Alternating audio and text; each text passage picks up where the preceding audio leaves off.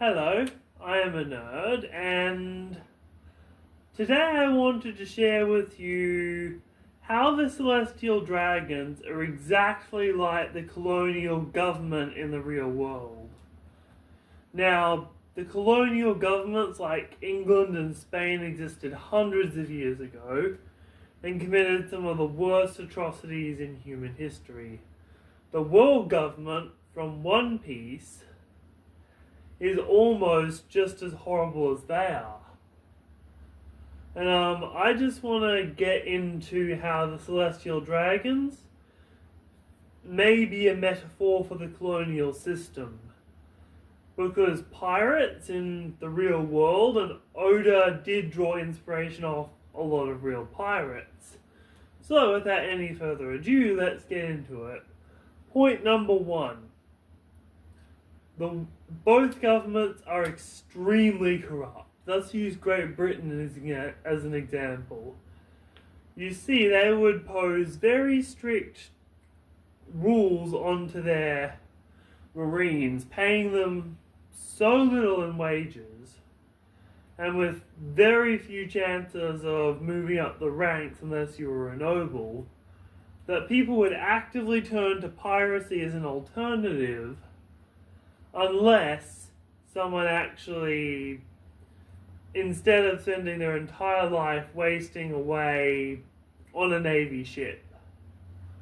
And it gets even crazier, because the world government, it tricks their citizens with promises of valor and glory, which is a tactic definitely used by Great Britain to get its citizens ready for war, especially at the very beginning of World War One. And with those promises of valor and glory and putting down the dirty pirates, both governments come in and basically destroy each other. Here's a trigger warning for point 2, because we're going to be going into the Celestial Dragons and the slave trade, and I'll be heavily censoring myself here. So please feel free to skip ahead as much as you need to.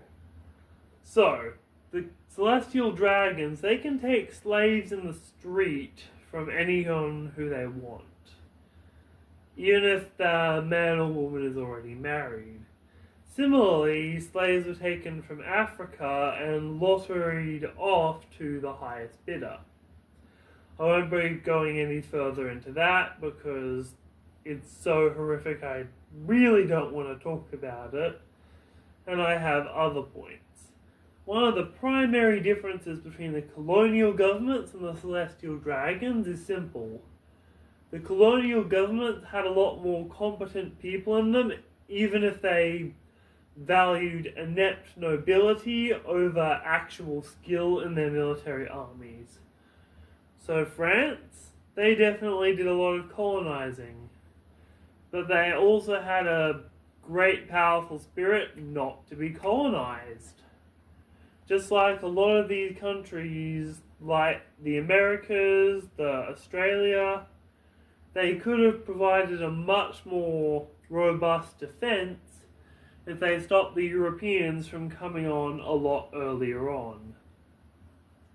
And the thing is, the world government's attitude towards conquering territory is pretty much resolved because they've pretty much conquered all the territory in the world that they need to. Anywho, I want to move on to another point, censoring of history. You see, in Britain, they censor the colonial histories of the world. I know for a fact that the world government censors history. In Australia, even as a lifelong Australian, I have never heard the history of Aboriginal defenders, as in revolutionaries like Dragon. I have never heard the history of the 1905 referendum until I started looking into history myself as an adult. And that terrifies me so much. And I just want everyone to know that The celestial dragons you see in One Piece, they've already existed. They were the colonial powers of the real world. And I think there might be a chance that Oda took inspiration for the dragons from these people.